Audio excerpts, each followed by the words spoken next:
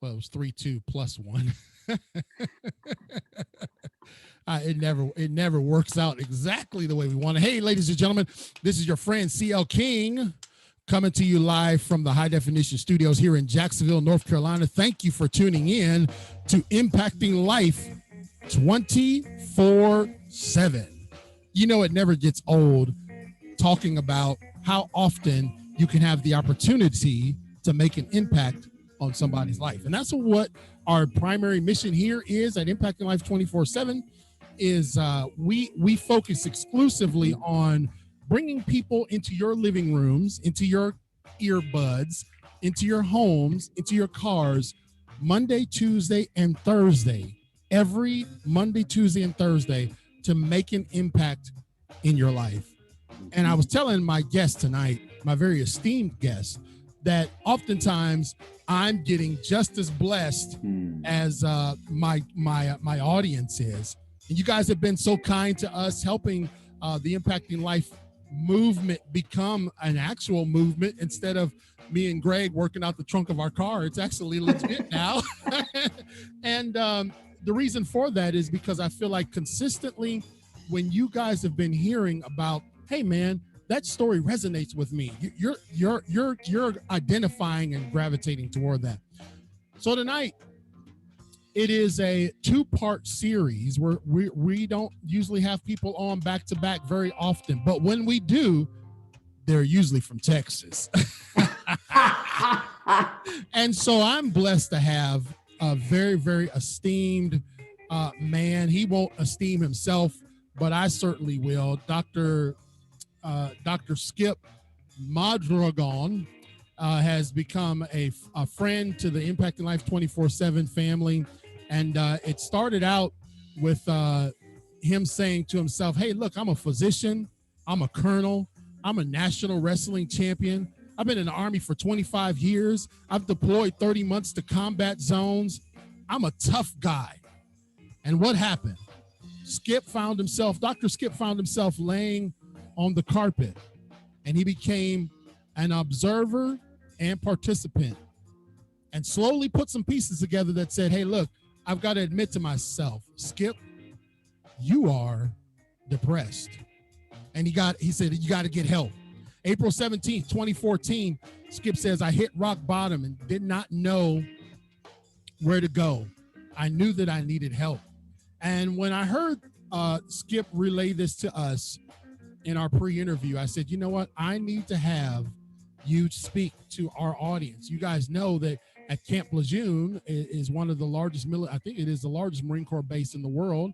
And just about an hour up the road is Cherry Point, which is the largest Marine Corps air station in the world. So God really aligned our paths for us to bring someone of this caliber, 25-year Army physician, doctor, and Colonel Donald Mondragon. Welcome, Doctor.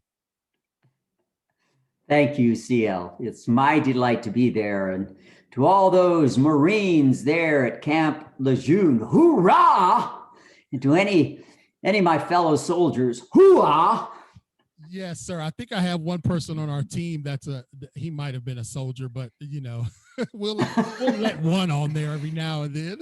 Yeah, you and Greg and others that are been in the Corps. Yes, sir. Yes, sir. We still cater to. Well, you know, one of my sons is in the Army, and then my other son, who's 18, he's actually he auditioned for the Army band. Right. And, what's going on with that? Well, you know, that was I think we talked about that was an absolute.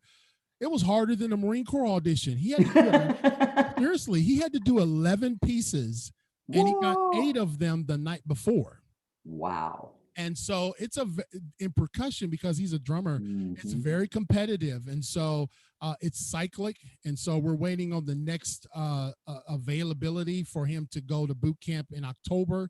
So his score has got to be where he's high enough to compete and make the cut. So, woo, yeah, the saga continues. Anyway, Doctor, we're so thankful for you being with us.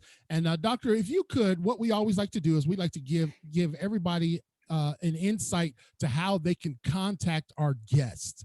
So if you would you tell everybody how they can contact you, Doctor? The easiest way to contact me is on my website, www.wrestlingisnotforwimps.com, and on Facebook and Twitter at Skip, SKIP, WNW. Yes, and Greg, the gunny, the retired gunny, says, "Greetings, Colonel. We're so glad to have you. We should be playing. I don't know what we should be playing, but I don't know what the Army has us play. But yes, again, I would love for everybody to go to wrestlingisnotforwimps.com, and we're blessed to have Dr. Donald Mondragon in the studio, virtual studios with us. So, Doctor, I know you, Greg knows you, our team knows you, but our audience doesn't. And so if you would give us a little insight into who the doctor is and introduce yourself to the folks. Thank you, CL. I'm the third of 8 children, grew up with parents of meager means, the oldest of 5 boys. And my father came back from Korea a broken man. And my childhood is very traumatic, CL. But let's fast forward. Early childhood, traumatic, discover wrestling in 8th grade, get married later on, 5 children. See, I'd say my real claim to fame are my independent, well-functioning, productive, contributing children who have not come back to the roost to haunt you. And my 4 amazing grandchildren, and especially the love of my life, Sherry, my tough as nails Army wife, who raised 5 children in my absence on her own. Right. Is my soulmate, my adventurer in this life, my fellow word nerd, and this May, we will celebrate 40 years of marriage. This May, 40 years of marriage. That is so awesome, Doctor. Congratulations. And if you guys have some cake, I expect you to ship me a piece, okay? Ship me a piece. So 40 years of marriage is something. And what people see, Doctor, and this being a man of faith, and we're faith and believers on this show, but you know this to be true, that people look at our external appearances. They look at our accomplishments, what's on the wall. They look at the cars we drive, the houses we live in. They look at all of that. And so what is mind-blowing is, and I put the stuff that you put for our show, I took a clip of that and put it into our advertisements, because who would take a 25-year Navy physician, Army physician, a doctor, a world wrestling champion, 30 months in combat, and say, oh, it's not all what it looks like. So let's go back a little bit. Let's talk let's talk about the childhood. Because and we talked some time ago, but my childhood was very traumatic too, Doctor. Right. And at 46, I'm still wrestling with some of the issues from 30 years ago. So, Doctor, tell us about your childhood and set the stage for us. Well, I mentioned my father coming back from Korea, a broken man. My Auntie Mary, his older sister, my older cousins, and my mother, they tell me that the man that went to war was not the man that came back. And based on his behavior, I'm convinced he had PTSD and bipolar disorder. In those days, they diagnosed him as having schizophrenia. Oh, wow. However, I think what happened is he would become psychotic. And what psychosis is, when you lose the ability to distinguish what's real and what's not real. You lose contact with reality. You're quote unquote crazy. And because of the bipolar, he would become psychotic. In those days, they didn't even understand or have the diagnosis, the concept of what bipolar was back in the 50s and in the 60s. So they gave him that diagnosis. And he was also an alcoholic. And when he drank, he was violent.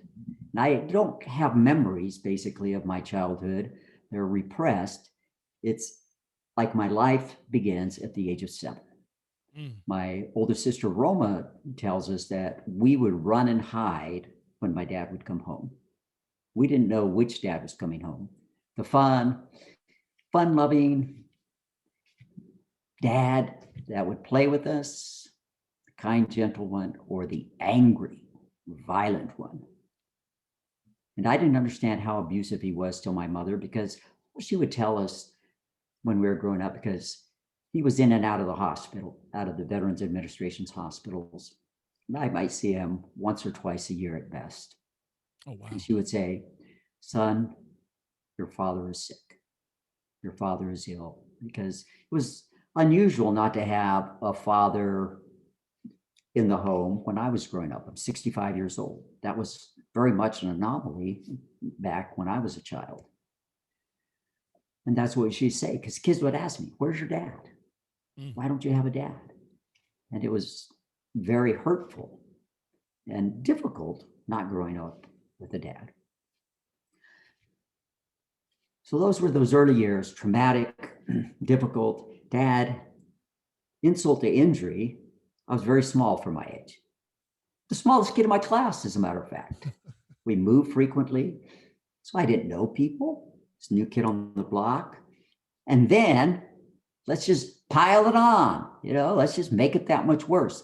Not only being the smallest kid in the class, I was totally athletically inept. I didn't know how to throw a ball, catch a ball, kick a ball. I tell people I failed at tetherball. Tetherball. Listen, if you fail at tetherball, I think you should just cash in the chips, right? And Greg says in the comments, he says, wow, Greg says a young 65. Yeah, you surely do not look your age, doctor. Well, thank you, Greg. Bless you, brother. We'd go out on the playground and they'd choose teams. I was the last one chosen by default. And then this chorus would go up. Why does he have to be on our team? How does that make it feel, right? Right. So I'm bullied. I feel like the odd man out. And this goes on throughout my childhood. My dad's not around. And you're trying to process this as a child.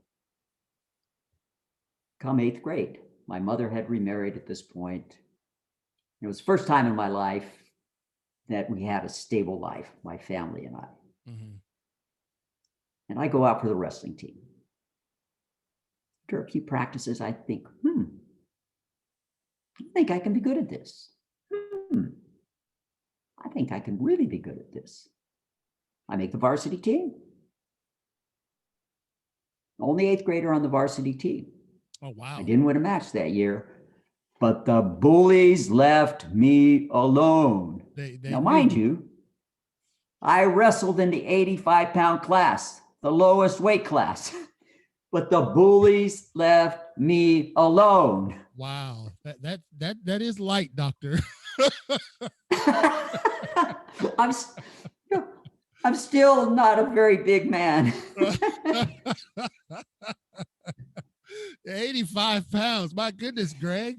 I mean, Lord, one of my legs weigh that much. But so Dr. Skip, you got onto the varsity wrestling team as an 8th grader, which was a great accomplishment. Right. I was the only 8th grader on the varsity team. Yeah. 9th grade, I was best wrestler in the room. However, I didn't win a match that year either. I'd get so worked up the night before, all I do is toss and turn, toss and turn, toss and turn all night long. I'd be so physically and emotionally exhausted the next day, I'd get on the mat and couldn't perform. Right. Go figure. However, the summer afterwards, I wrestled in some freestyle. I started wrestling freestyle tournaments actually after the 8th grade, but 9th grade, I won my first match. Ooh. In this tournament, I won my second match. I won my third match.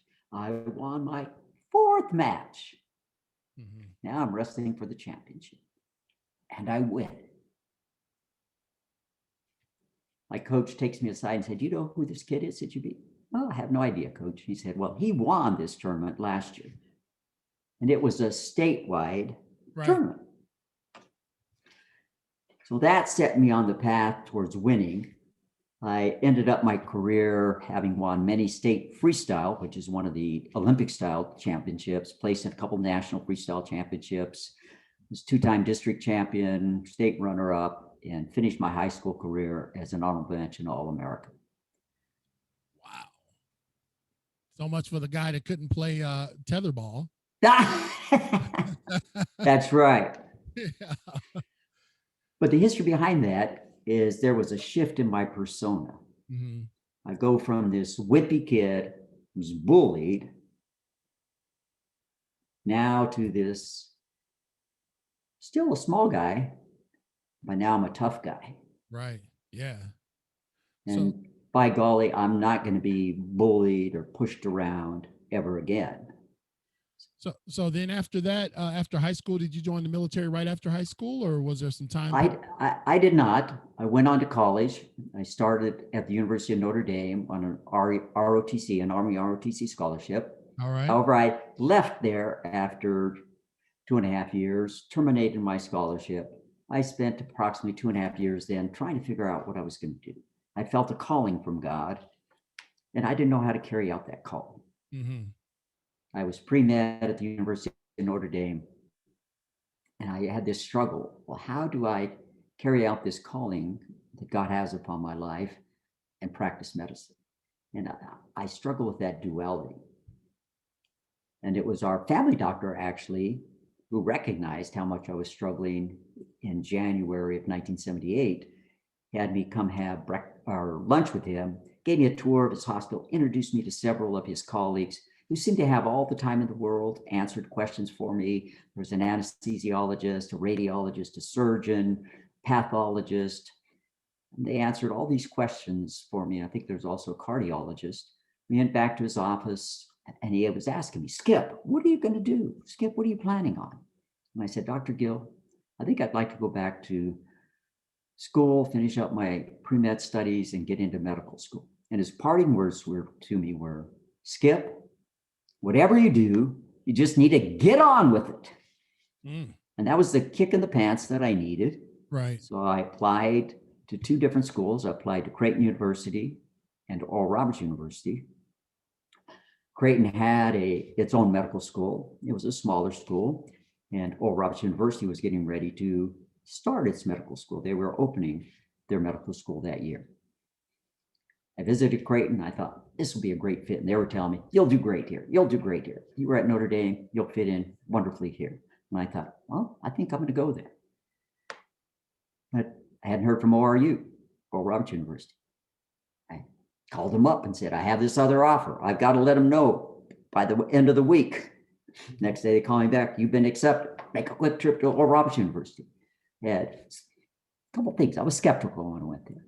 2 basic questions I had. 1, is God really in this place? And 2, are the academics sound?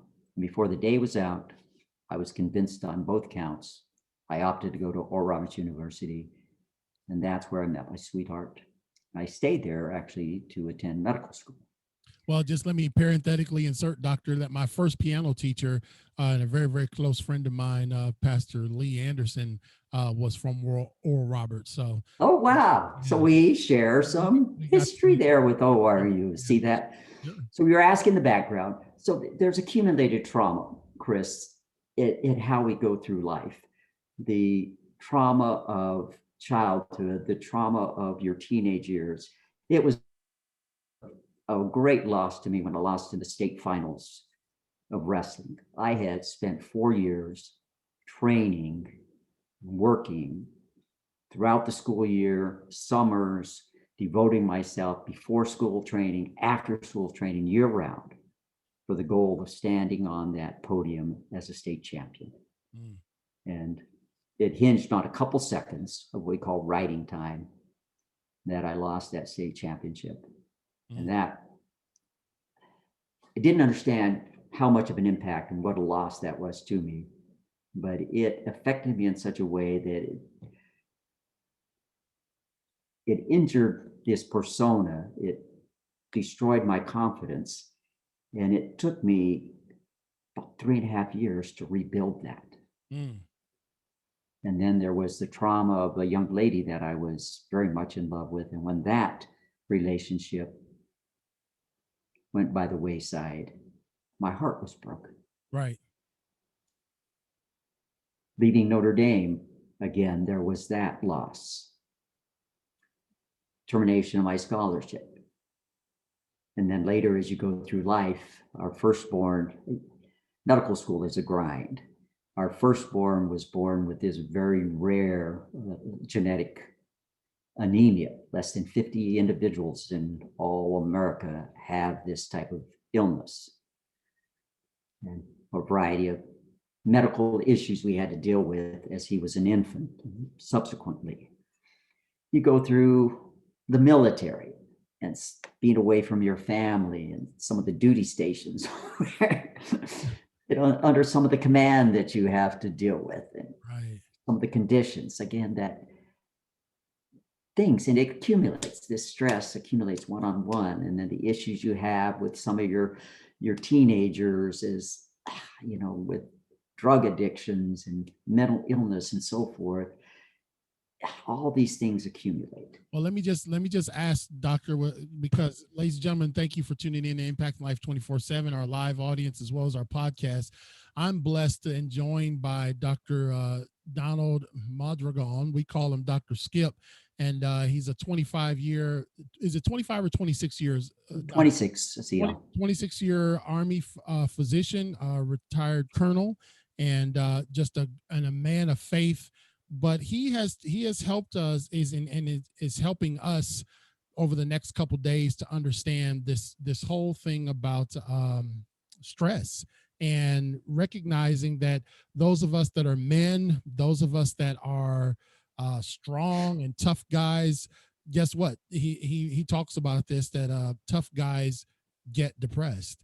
And so we're blessed to have him. I wish I could keep him for all week, but I can't pay him. I can't pay him that good as the Army could. So I gotta let him go. But we're thankful for you spending time with us. And what I wanted to ask was, before we go to our break at 9, I wanted to ask, in terms of this compartmentalize, or not layering, or whatever term you used, that's very interesting, because sometimes life forces us to move on, right? Yes. But we actually deal with that particular element that we brought into the next segment that life brought us to. So in other words, your kid trauma, your school trauma, the girlfriend trauma, the military trauma, and then when if you don't deal with it, should a person expect to deal with these things adequately in each compartment? A lot of times we're not equipped to. When I was a kid, I didn't have the wherewithal to deal with that. You're struggling. In those days, bullying wasn't necessarily even a word. You were picked on. I didn't go tell a teacher. I didn't go tell my mom. I didn't go tell my grandma. I didn't go tell my older sisters. I just dealt with it. It was one of those things. Well, I'm on my own, this is what's going to happen. And I wasn't going to be pushed around. So I tell these big guys, sorry, you're not going to take my lunch money, or no, you're not going to do that to me. And I take a beating. Now that's the way it was. And I didn't run home and whine and cry. It was one of those things. So it was a different world that we lived in.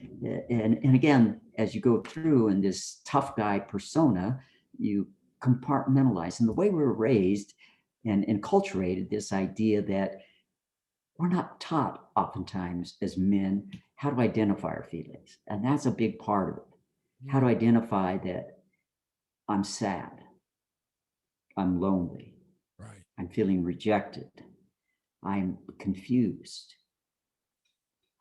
And much less, if we don't know how to identify it, how do we even express that to somebody? And oftentimes for men, we express one of three type of emotions.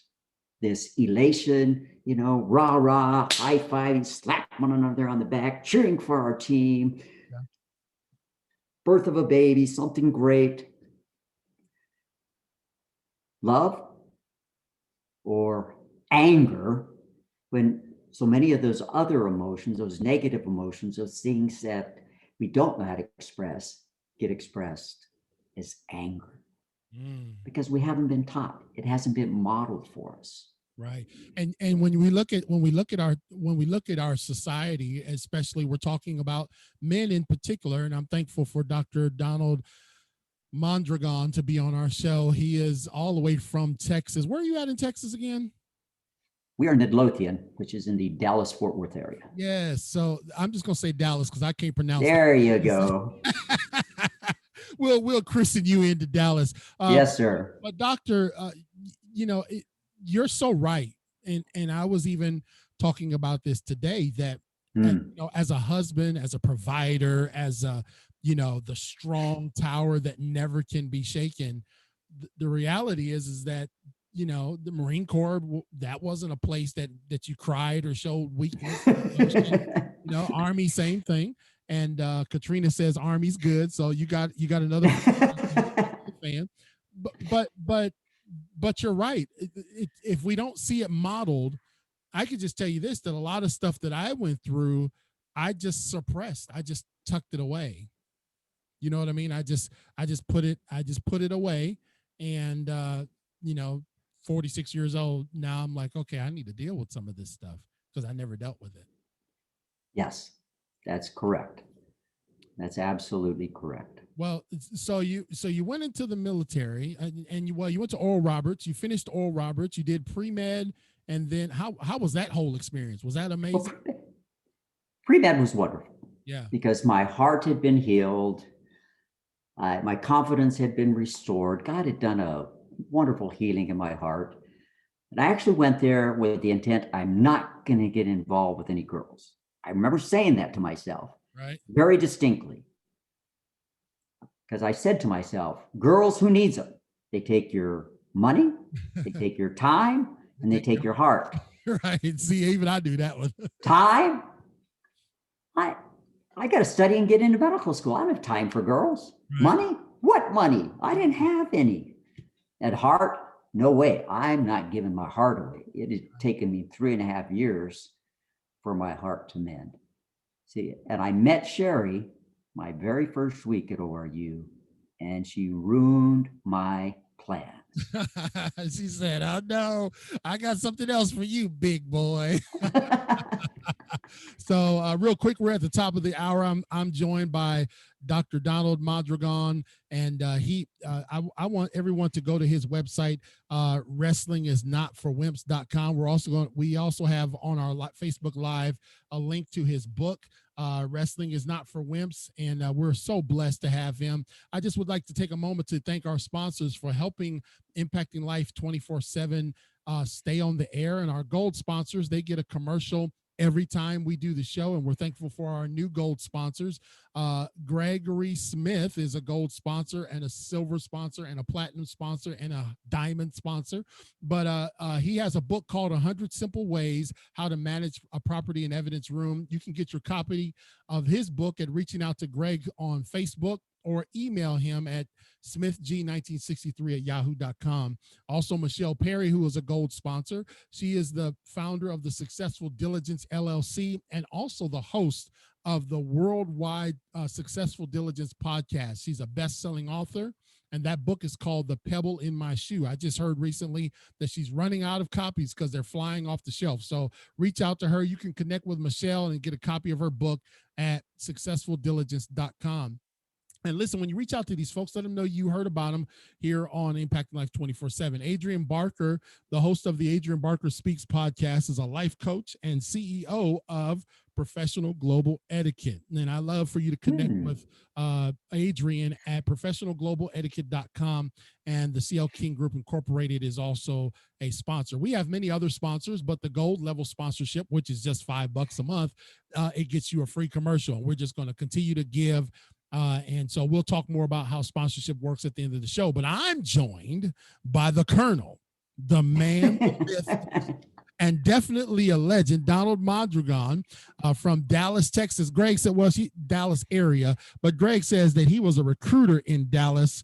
Where'd you say you recruited at, Greg? He was in Lancaster, Oak Cliff, downtown Dallas, and Greg was a phenomenal Marine and an even better recruiter. So he still recruits to this day. That's how I stay busy. Yeah. So tell me how your entry into the military was. My entry into the military, I was wanting to go to medical school. I didn't want to take out any bank loans. I also wanted to get married. How am I going to support a wife? Found out the Army offered scholarships for medical school. In exchange for 4-year scholarship, you owed the Army 4 years of service. I thought, hey, that's a pretty good deal. And with that, you got a small living stipend. Certainly it was small, but between what I made and what my wife was making, she graduated a year before me and was working on her master's at the University of Tulsa. What she made, between the two of us, we lived well below the poverty level we came to find out a few years later. I was eating top ramen even back then. Yes, sir. But we were able to get married. Right. So I applied for the Army scholarship. I received the Army scholarship. And when I went in, it wasn't with the intent of serving my 4 years and getting out. I went in with the intent that I was going to make a career. Wow. Okay. You were a little older then, right? How old were you then? I graduated. I was 26 when I graduated from ORU as a undergrad. Mm-hmm. I tell people I was on the 8-year plan. Oh, wow. I think when I got my degree, my parents, they didn't say anything to me in that regard, but they must have been, thank you, Lord. Thank you, Lord. Thank you, Lord. Our son is finally graduated. They were so patient with me. And so what type of medicine did you practice in the Army? I'm an internal medicine specialist, so a specialist for adults. We treat everything from the common cold to taking care of a patient who is in the ICU hooked up to life-saving equipment. Wow. That's the gamut of what internal medicine takes care of. Oh boy, you got to know a little bit of everything, huh? Yes, sir. Yeah. And so your combat tours, how many combat tours did you do? Well, I spent 37 months deployed and 30 of those in combat zones. Oh my. Wow. So after you made colonel, did you ever think about going for like general? I was not on the right track. Okay. In that you have to decide fairly early in your career whether you're going to be a clinician, teacher, or whether you wish to go the route more of an administrator, if you will. Right. And do the jobs that require that to be on the track to become a general officer. Yeah. And I loved clinical medicine. I loved teaching. And that's what I did throughout my career. Yeah, I don't know if you know my friend Chris D.T. Gordon, but he says, oh, yes, Chris.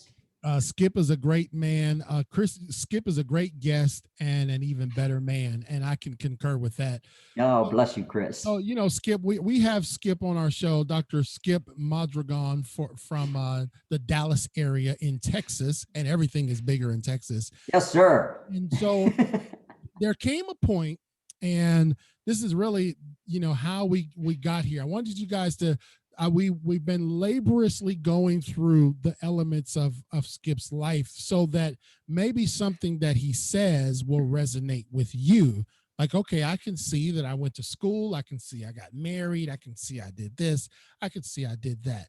World champion wrestler, on and on. Tough guy, combat veteran, somebody you want in your foxhole with you, or somebody, well, colonels don't get in foxholes. Somebody you'd want commanding the folks in the foxhole. But then something happened, Colonel, and this is really the ministry and mission God has you on. Something happened. What happened? Yes. Let me go back, though, Chris, on behalf of our Marines and any service members listening, to when I came back from Iraq the first time after OIF 1.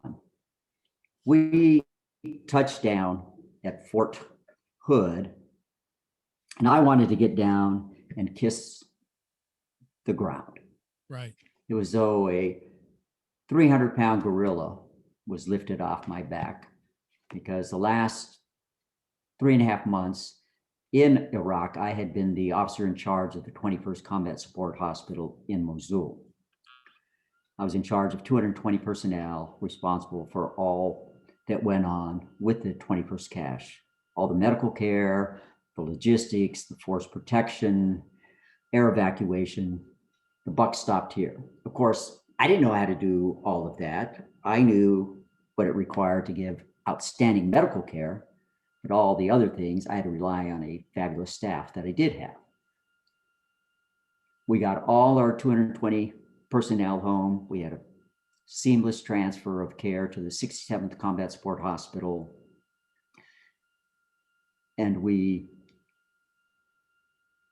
made sure we provided amazing, amazing care to the soldiers we treated there in that northern sector with the 101st Airborne Division, working closely with General Petraeus and his amazing staff.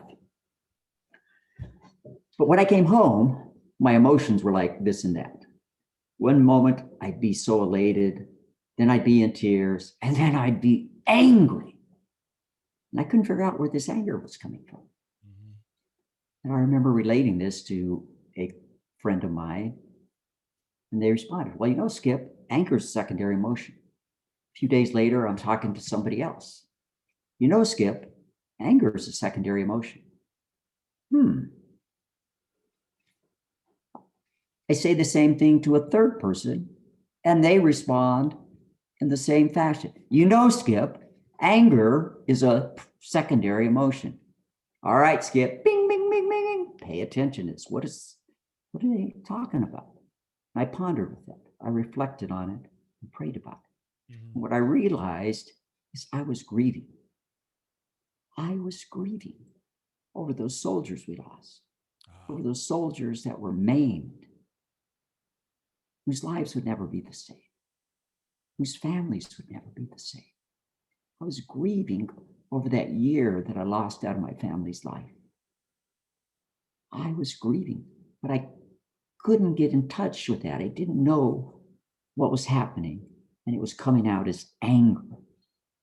And when I could finally put my finger on what I was feeling, and again, it's what I was talking about, Chris, we don't know how to identify those feelings, but when I could put my finger on it and began to grieve more properly, then my emotions weren't like this. And I wasn't angry. I could be happy that I was home, delighted that I was home, and I could cry and shed tears appropriately. And I think that happens to a lot of our service members when they come back, and they don't know where that anger is coming from. They can't identify what is going on here. So I say that on behalf of my fellow vets and our service members that are listening in. Take note of that. So what happened to me? Well, my problems snowballed until 2013, the year before I'm getting out of the Army. We knew we were going to drop our papers to retire at the end of 2014. I began to experience insomnia in the summer of 2013. Then some problems started going on in my department that affected graduate medical education, educating of our residents and visiting residents and medical students. Things that I could have not done anything about, but I took it personal as my responsibility, began to feel shame, guilt, And then these negative thoughts started running around my mind. You don't deserve a vehicle. You're a fake. You failed. You've let your family down. You've let the army down. You've let your department down. Who's going to want to hire you? And then I began to lose my confidence, trouble decision making. My cognition starts going off. I'm having trouble remembering what I read 5 minutes earlier. What did I read? Trouble remembering the medication, the name of medication. Talking with the patient, trying to recall the name of medical syndrome, and I can't pull that out of my brain. It got to the point where I asked the chief of behavioral health if I could be evaluated for premature onset dementia. I got tested. All of these things are happening. Meanwhile, the insomnia is getting worse and worse and worse. It was compounded by 3 surgeries over 7 months. And why 3 surgeries over 7 months? Because I was taking care of everybody else at my expense. And with each of those surgeries, it worsened my sleep. It threw me out of my normal routine. I couldn't do my exercise as I normally would. I relied on intense exercise, and I only understood that retrospectively, that I relied on that exercise to manage my anxiety.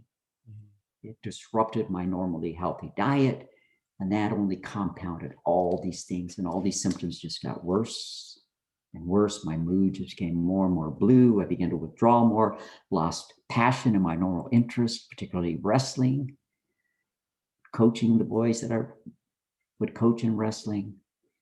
And it finally came to that point, April 17th, 2014, went into my office early that morning, as I normally did, got there before anybody else, turned on the lights, put my lunch away, walked into my office, locked the door, turned off the lights, closed the blinds, turned off my phones, crawled up in a fetal position under my desk. 4 hours. I was asking myself, Skip, what are you doing? Skip, how did you get here? What happened? I'm thinking to myself, I'm a colonel. I've spent 30 months in combat zones. I'm a national wrestling champion. I'm a tough guy. How did I get here? And for the next 4 hours, I wrestled with that. And very slowly, I put the pieces together. And I see all those symptoms I was experiencing. And finally, I admitted to myself, Skip, you're depressed. Go get help. Wow. I'm a physician, but see that tough guy persona and the way I lived my life. Gut it out, be tough, push through it, work harder. I couldn't see through all of this stuff to see what was going on.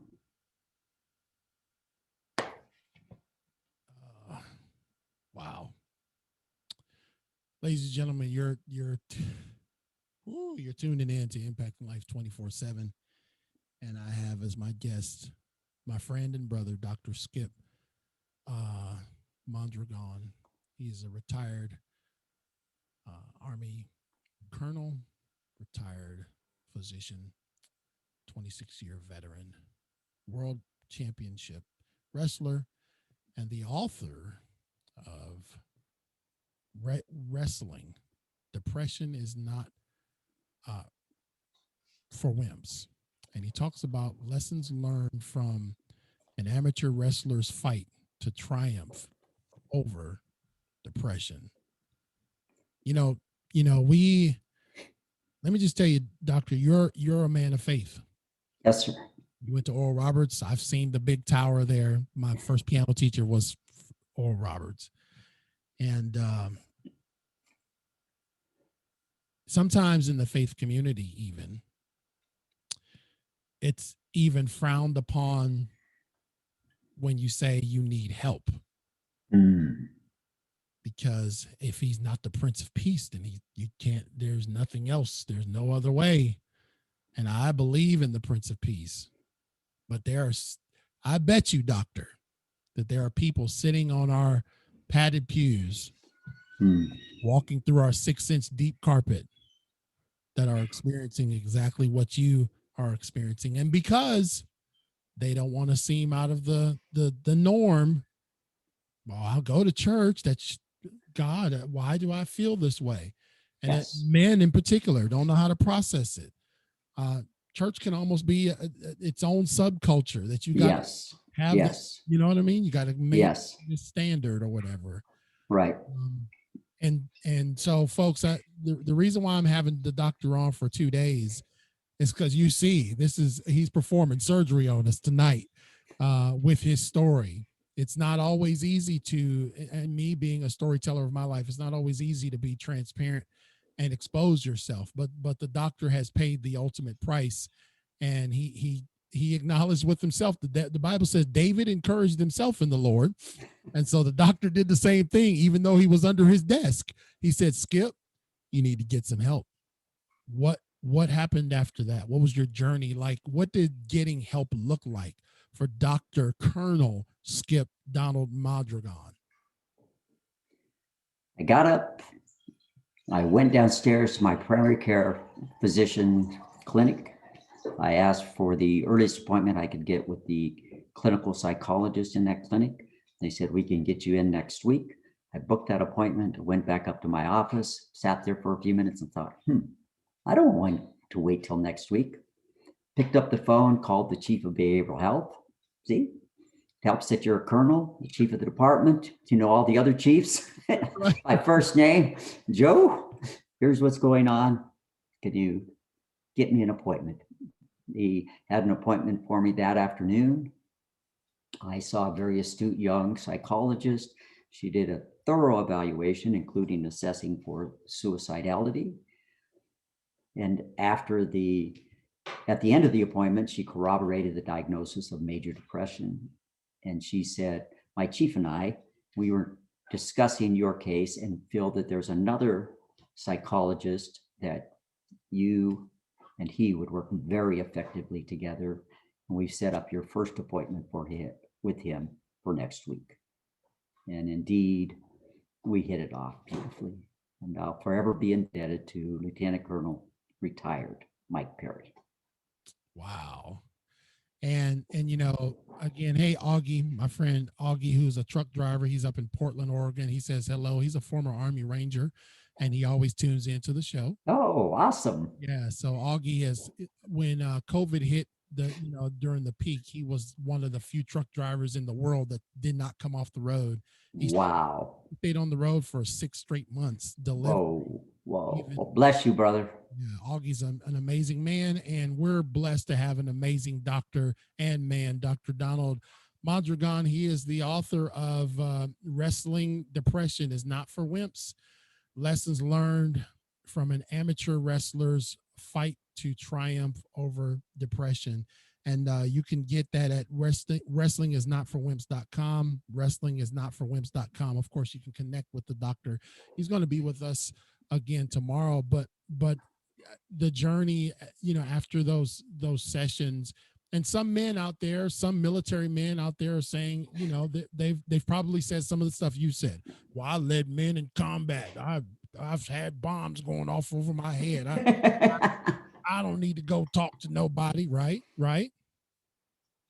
And it is an act of humility to recognize when you're bleeding out. The first thing they tell you to do in the 4 life-saving steps that at least in the Marine Corps they teach, stop the bleeding. That's the right. Doc? Yes, stop the bleeding. you got to stop the bleeding, right? And restore the breathing is the next thing. Protect the wound and treat for shock. So you had to stop what, you identified that, hey, I've been walking around and I'm gushing and I need to stop it. So how long, you don't have to go into deep detail, but how long were you, in the care of another physician? Well, I met weekly with Lieutenant Colonel Mike Perry, my clinical psychologist, for several months. And then those periods began to space out. But for several months, we met weekly. I saw my primary care physician. She did a thorough evaluation, and she recommended medication, which I felt I needed to be on.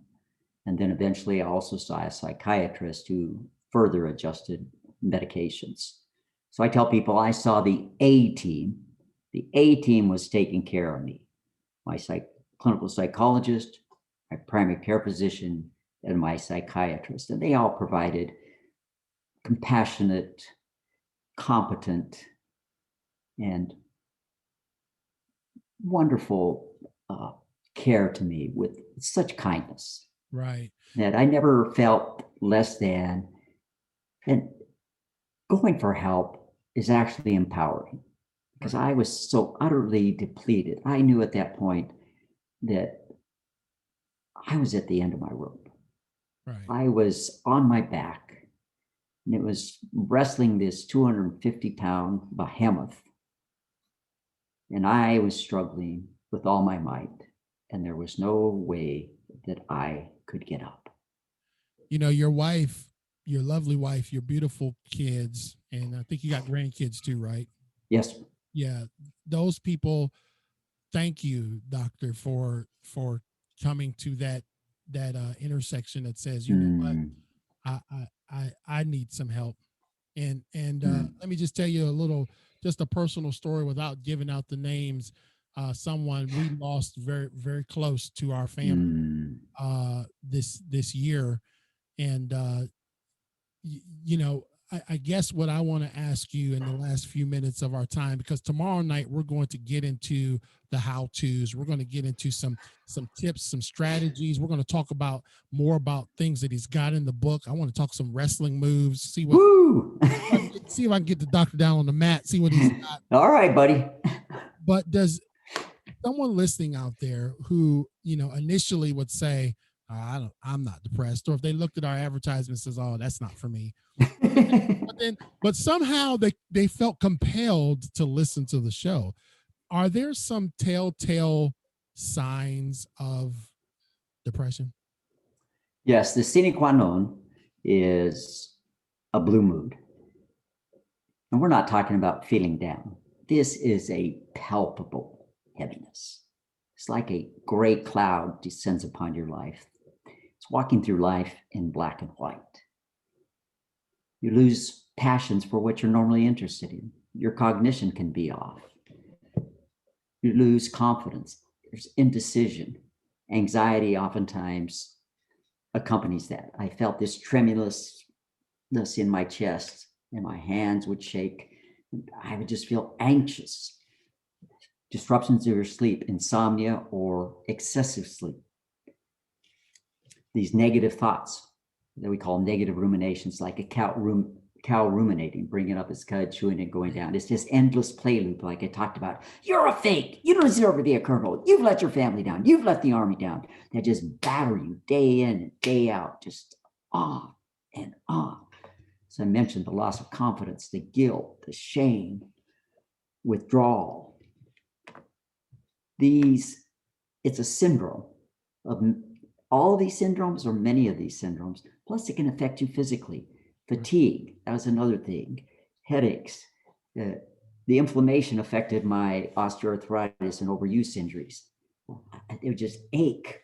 I'd ice them. I'd soak in hot tubs with Epsom salt, because that inflammation just made those things worse. Now, let me ask you this. I think I heard you say that's you or maybe somebody would try to compensate for these feelings by exercising or other things. Is that possible? Compensate?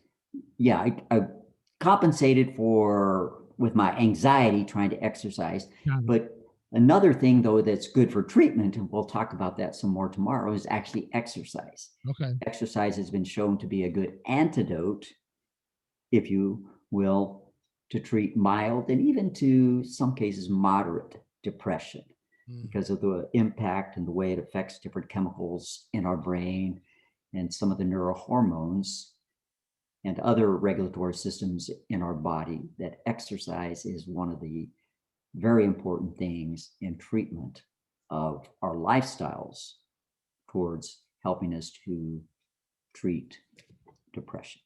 So, ladies and gentlemen, I again am just, very, very thankful for our good doctor. He is Dr. Donald Mondragon, and you can find him on multiple different outlets. You can find him at wrestlingisnotforwimps.com. You can find him on Facebook and Twitter at Skip WNW, like WWF, but this is going to be WNW. You created your own league, brother. You can go. Right. Go get his book at Amazon.com. You can also find his book, Wrestling Not for Wimps, through Google, Barnes and Nobles, Walmart, and BookBub. And I'm thankful, doctor, that you sent me. I just looked in the thing in my email because I don't do email, man. Young folks don't do email as much. You sent me a digital copy of the book, and I'm going to share it with our team. With our staff at Impacting Life 24/7, because most of us are veterans on our team, and very, very powerful book. And we're going to get into some. I want you to highlight a few things for tomorrow that you can pull some nuggets out of the book.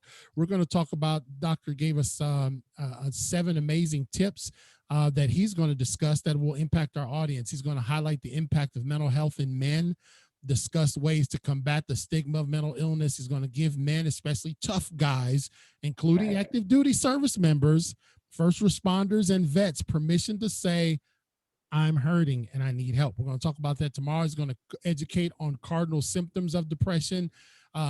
Further than what we did today, we're going to provide tips to help those struggling with depression to get help and help them to recover and maintain their health and well-being. And he's going to talk about the 2 sides of masculinity. And so I will save that for tomorrow. Doctor, I can just tell you this right now, that I got to find a way to get this session that we've had, this life session that we've had, into the hands of many, many of our service members. Because you said something so true. You said, people come back and they're like your dad. He came back a different man than he left. And we just assumed that, well, they're grateful to be back home and everything's going to be lockstep in just a few days. They should be good to go. It's almost like grieving. And we just assume people get over it, and they're not. So, doctor, before we let you go, because I know being a colonel, you got some stuff to do. Can you please give us I started the music early, but you can take your time. Give us a word of encouragement to all of our men, service members, first responders out there about, who feel they may be dealing with depression. Give us a word of encouragement, doctor. Men, I would remind you that admitting that I'm hurting, admitting that I need help, reaching out for help, does not make you weak, does not make you a wimp, does not mean you're less than a man. It only means that you're human. And we all need help from time to time. So if you are struggling, don't suffer in silence one more day. Reach out, get help, and start on that journey to recovery. There are those that love you. You owe it to yourself. You owe it to your fellow service members, your fellow first responders. You owe it to your family. You owe it to your friends. Reach out and get help. Powerful words from the great Dr. Skip. We call him the doctor of wrestling. I'm going to get him to do some Hulk Hogan poses tomorrow. Doctor, you have really touched so many areas tonight. They can say that you can argue with my theology, you can argue with my methods, but you cannot argue with my results. And you're a living testimony, doctor, that getting help is not for wimps, and that you couldn't have a more sterling resume than you have. This is the first time, I think, Grace, this is the first time we had a full bird colonel on our show, brother. We just moving on up. I'll tell you. That's it. I don't need no generals. I got it. And doctor, we look forward to being back here tomorrow night, 8:30 p.m. Eastern Standard Time, 8 o'clock for you in the dressing room. Yes, sir. And I would love for everyone to spread the word about our friend, Dr. Donald Mondragon from Dallas, Texas area. He's a retired physician, 26-year vet, colonel in the Army, world wrestling champion, and he found the antidote to include in his faith. He found the antidote to combat depression. Now, notice he is a man of faith. And if you break your arm, pray for me, but then get me down to the doctor to put it in the cast. Amen. Right? I want y'all to come pray for me real quick, but then get me on down to 911. You know what I'm saying? Because listen, we don't disparage going to the doctor for that. But sometimes in the faith circles, we disparage going to the doctors for depression.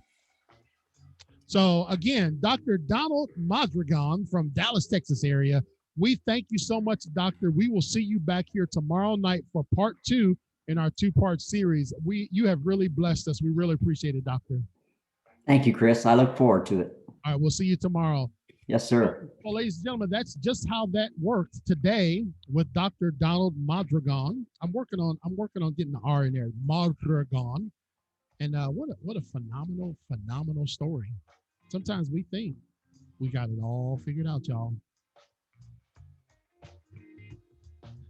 That's right, Michelle. I mean, like, okay, y'all pray over me, slap some oil on me, but then after y'all done and you ain't see my arm back right, get me on down to the doctor.